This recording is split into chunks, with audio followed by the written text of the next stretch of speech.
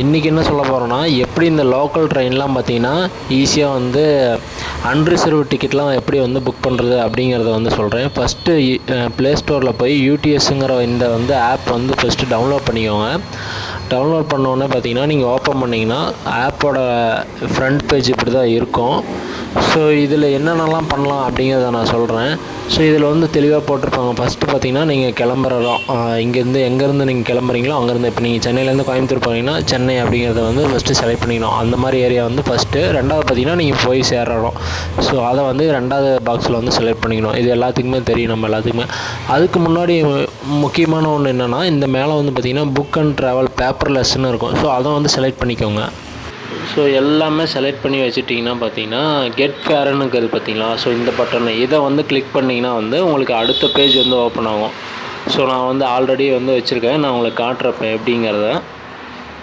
மறக்காமல் வந்து location on பண்ணிக்கோங்க, அப்போ தான் இது வேலை செய்யும்.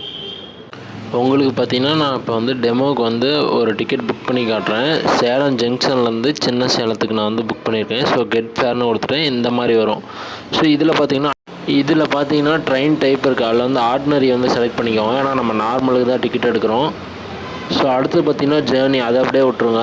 அப்புறம் சில்ட்ரன் எத்தனை பேர் இருக்காங்கிறத பார்த்து செலக்ட் பண்ணிக்கோங்க. அப்புறம் பார்த்தீங்கன்னா அடல்ட்டு எத்தனை பேரோ அதை வந்து செலக்ட் பண்ணிக்கோங்க. ஸோ கடைசியாக வந்தீங்கன்னா வந்து கீழே டிக்கெட்னு இருக்கும், அது கொடுத்தீங்கன்னா இந்த மாதிரி ஒரு பேஜ் வரும். ஸோ இதில் பார்த்தீங்கன்னா ஆல்ரெடி என்கிட்ட அதில் ரீசார்ஜ் இல்லை. ஸோ அதனால் பார்த்தீங்கன்னா நான் அதர் பேமெண்ட்டுங்கிறத நான் வந்து கொடுத்துக்கிறேன். ஸோ திரும்ப வந்து ஃபோன்பே, கூகுள் பே, அப்புறம் கிரெடிட் கார்டு, இதில் எல்லாருமே போடுறவங்க எல்லாருமே பார்த்தீங்கன்னா அதர் பேமெண்ட்டுங்கிறத கொடுத்துக்கோங்க. ஆல்ரெடி இதில் காசு இருந்தால் மட்டும் ரீசார்ஜ் வேலெட்டில் இருக்கிறத வந்து கிளிக் பண்ணணும். ஸோ நான் வந்து அதர் பேமெண்ட் கொடுத்து திரும்ப வந்து புக் டிக்கெட் வந்து செலக்ட் பண்ணிக்கோங்க.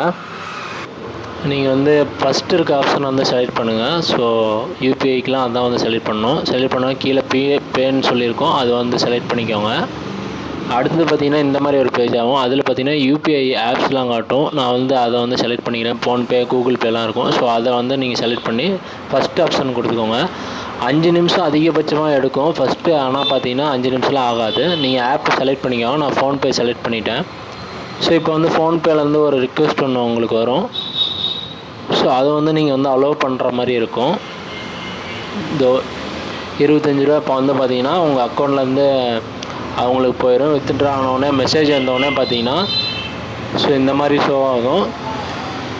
கொஞ்சம் லோட் ஆகும், பேக் மட்டும் வந்துடாதீங்க, லோட் ஆகும். உடனே பார்த்தீங்கன்னா டிக்கெட் உங்களுக்கு ஸோ இந்த மாதிரி வந்து ப்ரிப்பேர் ஆகி வரும். ஸோ இதில் பாருங்கள், சேலம் டு சின்ன சேலம் எல்லாமே போட்டிருக்கோம். நீங்கள் எந்த ஐடியில் புக் பண்ணீங்க எல்லாமே இருக்கும். ஸோ இதுதான் வந்து ஃபார்மெட்டு.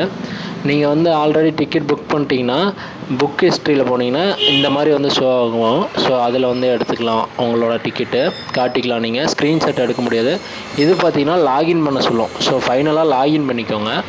அப்புறம் இதில் வேறு என்னென்ன ஆப்ஷன்லாம் இருக்குது அப்படின்னா, பிளாட்ஃபார்ம் டிக்கெட்டும் நீங்கள் இதில் எடுத்துக்கலாம். மேலே பார்த்தீங்கன்னா பிளாட்ஃபார்ம் டிக்கெட் இருக்குது. இதில் செக் பண்ணிங்கன்னா ஆல்ரெடி நீங்கள் பண்ண டிக்கெட் அதில் வந்து ஸ்டோர் ஆகிருக்கும்.